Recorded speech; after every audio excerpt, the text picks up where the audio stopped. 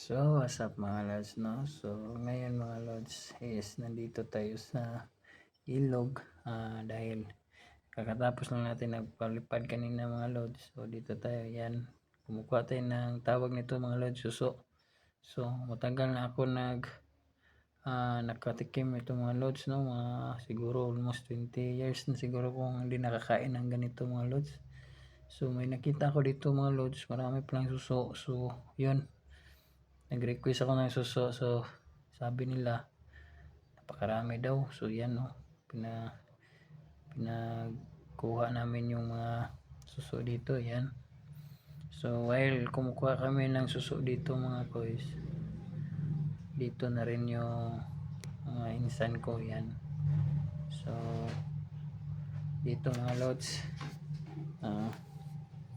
habang nag-ano kami dito mga lods, meron din palang alimango o awang kung tawagin mga lods, no. So, abangan yung mga lods na kukuha kami.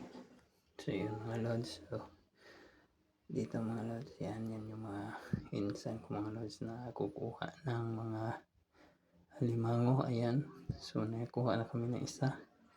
Yan mga lods. Ganito yun mga lods. So, marami yan dito mga lods. So, kaya abangan yung mga lods kung paano tulutuin. Napakasarap nito mga lods. Ayan mga lods. So, tsaka meron din ganito dito mga lods. So, napakagandang ilog dito mga lods talaga kasi diskarte mo lang dito mga lods. Hindi ka talaga magugutom dito mga lods. May kita ka talaga mga ulam.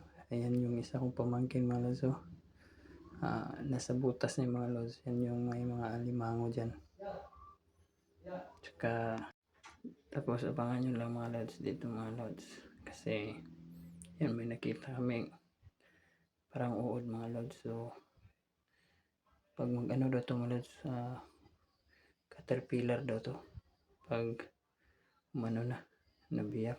So, yun lang muna mga lods, no. So, thank you for watching and abangan nyo pa yung mga ibang video namin dito sa ilog mga lods. And God bless mga lods.